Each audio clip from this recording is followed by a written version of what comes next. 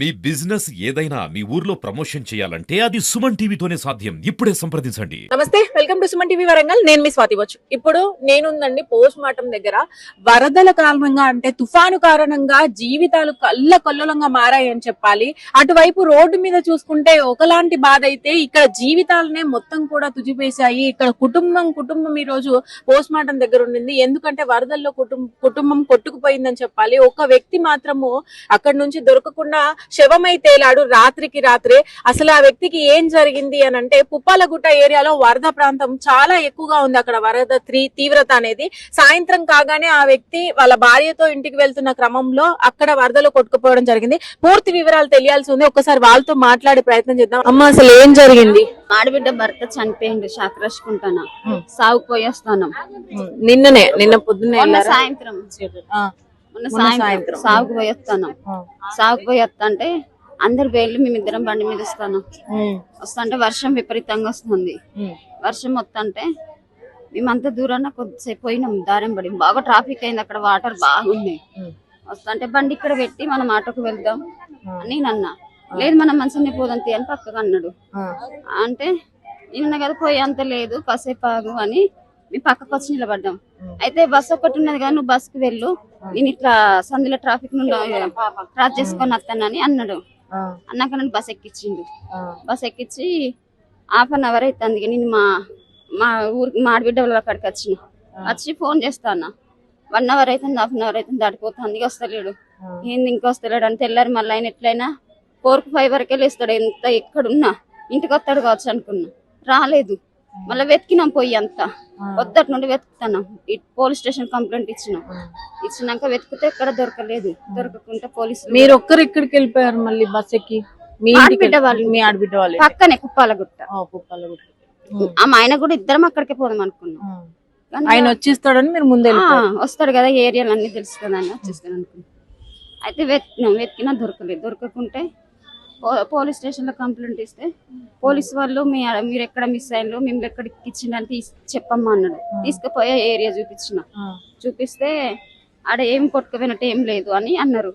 అన్నాక వరద వెళ్తుంది కదా చూద్దాం అన్నట్టు మళ్ళా పొక్లింగ్ తెచ్చి చూసిండ్రు.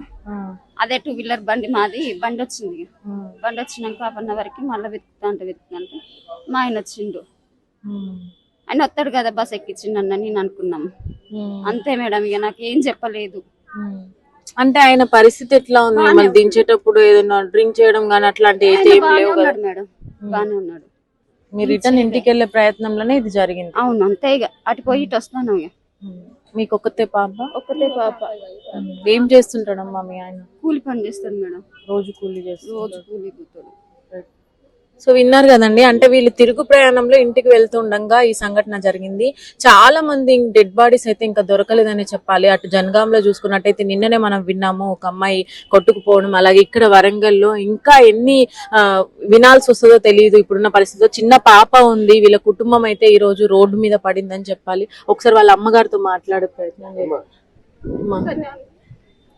అమ్మా చెప్పండి, అంటే మీరు కూడా వెళ్ళారా అక్కడ ఇన్సిడెంట్? పాపని ఎత్తుకొని ముందడ పోయినాం, అత్తడానికి పోయినాం. ఆయన బస్ ఎక్కించిండట. ఇక ఆయన తప్ప ఉజ్జి అన్నాడట అని బండి ఎత్తుకున్నాడట. పోయిండట. పోయి బండి పడ్డదట. ఫస్ట్ బండి అందుకొని పోయి ఆయన అన్న పడ్డాడు. ఇక అదే. మీరేడు ఉంటారు? మేము గీసుకుంటాం మండలం, మాది మచ్చపూరు, కట్టుకింది పల్లె అంట. కట్టుకింది పల్లె, కూలి పనే చేసుకుంటాం. మీరు బయలుదేరేటప్పటికి అప్పటికి వాన లేదా మరి అక్కడ? తుఫాను వాన సొంత మా బావల్ల అల్లుడే చచ్చిపోయింది. మేమందరం పోయింది తప్పది. మేము 7గురం, మా బావలం మేము 7గురం. మేమందరం పోతాం. ఇక అందరం పోయినాం. కొడుకు దావకాళ్ళు ఉంటేనే దావకాళ్ళు నుంచే పోయినాయి. వీళ్ళు అక్కడి నుంచి వచ్చిండు. ఇదండి పరిస్థితి. మొత్తం కుటుంబం ఇక్కడ ఉంది చూడండి వాళ్ళ పరిస్థితి. అసలు ఈ వరదలు ఎంత మందికి, ఈ తుఫాను ఎంత మంది జీవితాలలో చాలా అల్లకల్లోలం రేపింది. మరి ఇంకా పూర్తి వివరాలు అయితే తెలియాల్సి ఉంది. పోస్ట్ మార్టం కి అయితే తీసుకొచ్చారు. ఏదేమైనా కొంచెం జాగ్రత్తగా ఉండండి. తుఫాన్ అనే కాదు, ఎక్కడైనా వర్షం సాంద్రత పెరుగుతున్న కొద్దీ బయటకు రావడం తగ్గించండి. కొంచెం అత్యవసర పరిస్థితి అయితేనే దయచేసి బయటికి రండి. ఇలాంటి పరిస్థితి ఏ కుటుంబంకి రాకూడదని మనం కూడా కోరుకుందాం. ప్రస్తుతం మనం సంఘటన స్థలంలో ఉన్న వాళ్ళతో ఉన్నాము. ఒకసారి మీరు చెప్పండి, చూసారా? శివనగర్ స్థానికులే మేము అక్కడ. మొన్న ఈవినింగ్ నైట్ సాయంత్రం టైంలో కూడా చాలా మందిని సేవ్ చేసినాం. వాళ్ళు వెళ్తా ఉంటే కొంతమంది ఆపడం చెప్పడం, కొందరు మామూలుగా వెళ్తాం వచ్చిన మూమెంట్ లో కొందరు వెళ్తే కూడా కొందరు వెళ్ళిపోయినారు, లోపల జారిపోయినారు. ఇంకా దగ్గర హోల్స్ లా ఒక 5-6 వెహికల్స్ అల్లనే ఉన్నాయి, ఒక ఆటో కూడా ఉన్నాయి ఇప్పుడు అలా లోపల అల్లనే ఉన్నాయి. నిన్న ఈ అబ్బాయి మిస్ అయిన తర్వాత మేము అవి కొంక్రీలు వేసి తీసినాం, బండి బయటకు వచ్చింది. వచ్చిన తర్వాత ఒక ఫర్లాంగ్ 100 మీటర్స్ ఎబోవ్లో మేము 5 మేడం గారి సురేఖ మేడం గారి ఆదేశాల దగ్గర మీరు స్థానికంగా అక్కడ ఉండి చూసుకోండి అని అంటే అన్ని వెతికినాం.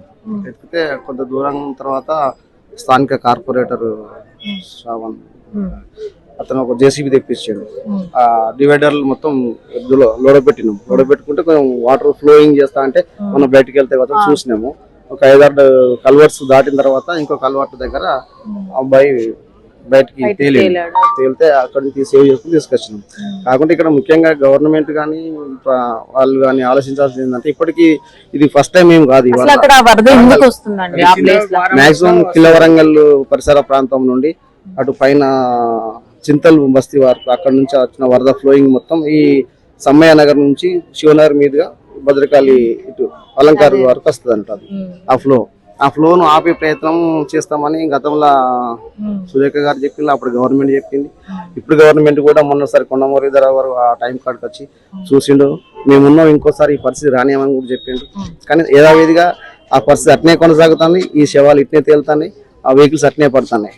మరి ఎందుకు వాళ్ళు ఆలోచిస్తలేరు అనేది గవర్నమెంట్ ఆలోచించుకోవాలి, ఆ స్థానికంగా ఉన్న ప్రజాప్రతినిధులు ఆలోచించుకోవాలి. ఆ పరిస్థితి రావద్దు అనేది వాళ్ళు కూడా ప్రజలు కోరుకుంటామని కూడా మేము చాలాసార్లు రిక్వెస్ట్ చేసినాం కానీ ఇప్పటికైనా స్పందిస్తానని అనుకుంటున్నాం గవర్నమెంట్. అంటే మెయిన్ గా మనం అరికట్టాలి అంటే అటు నుంచి ఇటు ఫ్లో రాకుండా ఉండేటట్టు చేయాలి అంతే కదా? అవునండి, ఫ్లో రాకుండా చేసి ఇప్పుడు అక్కడ మీరు ఆ డ్రైనేజీ అంత గతంలో స్థానికంగా ఉండే మాకన్నా పెద్దవాళ్ళు ఉన్నారు అక్కడ. ఆ డ్రైనేజీ ఎంత వెడల్పు ఉండేది, ఎంత వరకు కుదించుకొచ్చింది, ఎంతమంది ఆడ డ్రైనేజీని కబ్జా చేసి ఇల్లు కట్టుకున్నారు అనేది ఆడ స్థానికంగా ఉన్న వాళ్ళకి సర్వే చేస్తే మీకు అర్థమైపోతుంది. మా నాలా స్థలం మాకు వదిలిపెడితే ఆ వాటర్ క్లీన్ గా వెళ్ళిపోతుంది. ఇప్పుడు మెయిన్ గా రియల్ ఎస్టేట్ వాళ్ళని అరికట్టాలి, ఆ నాలాలు ఆక్రమించుకున్న వాళ్ళని చర్యలు తీసుకోవాలి. మెయిన్ గా ప్రజాప్రతినిధులు కూడా ఓట్లప్పుడే కాకుండా ఇటువంటి టైంలో కూడా సరైనగా స్పందిస్తే ఈ శివాలయాలు ప్రాబ్లం రాకుండా ఉంటుంది. కరెక్ట్ గా చెప్పారు.